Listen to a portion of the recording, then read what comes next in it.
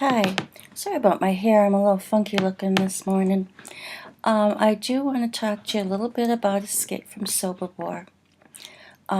Mainly, I was very happy with your lists, your listlets, I should say. All of you did a very good job. I see, of course, similarities through the list. Let's hope so. So you're all watching the same film. What I want you to take from this assignment right now is that the Jews did not lay down and quit. Some did after they were in the camps and they just couldn't handle it anymore. But there were attempted escapes from Sobibor, of course, you've seen that. It shut the concentration camp down. They were successful, even though not as many survived as would have been, something that they wanted. There were uprisings in Auschwitz.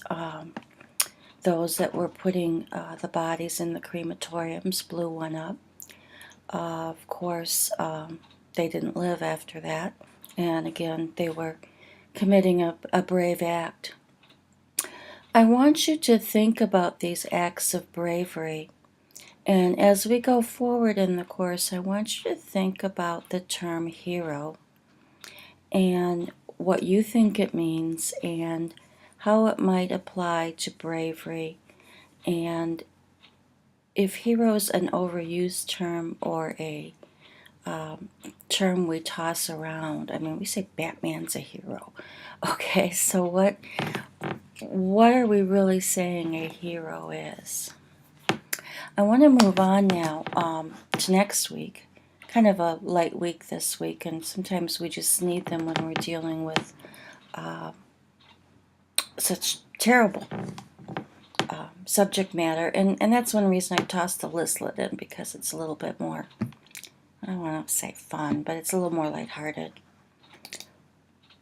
Next week I want you to read, if you haven't started, Night.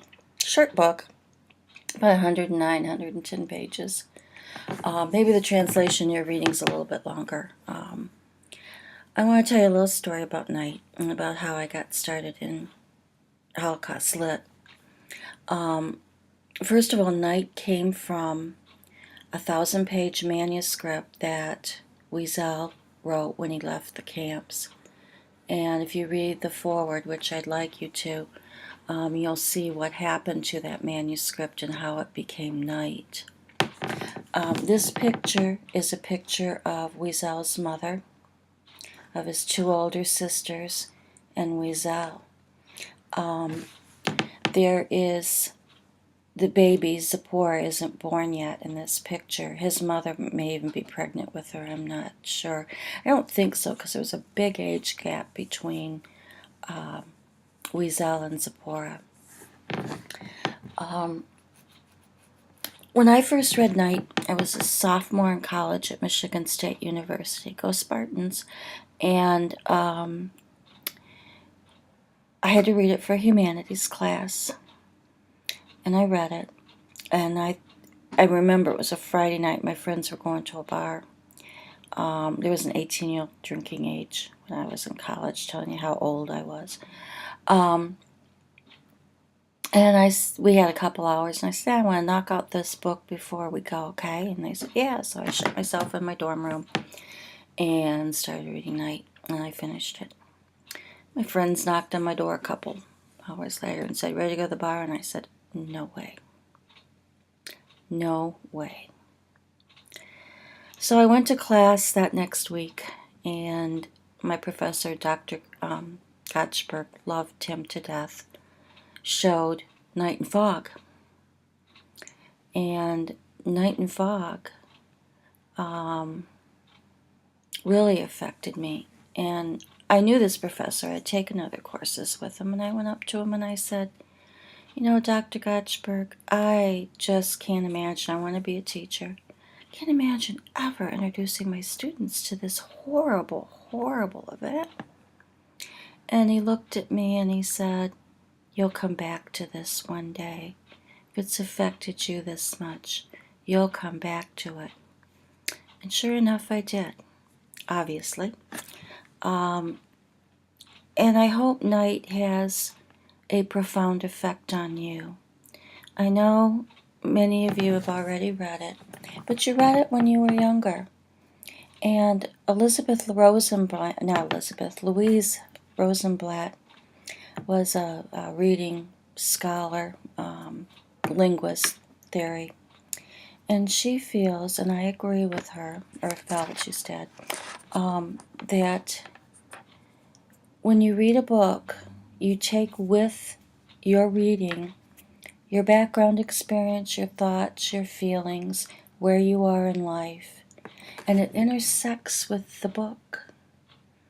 And what your meaning is the meaning between the book and where you are in life, past experience, beliefs,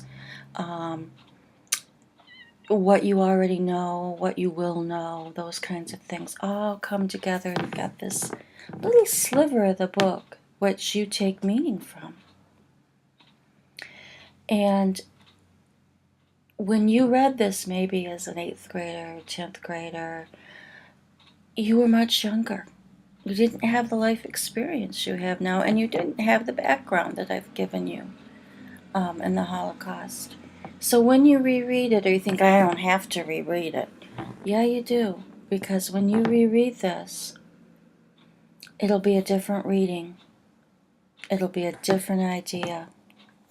It'll be a different thought. That's all I've got to say today. Too much as usual.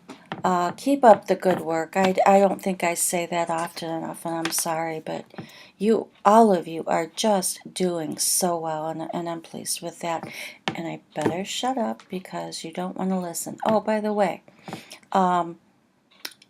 if you want an extra 5 points, email me and tell me the color of my hair. Something's changed. Bye-bye.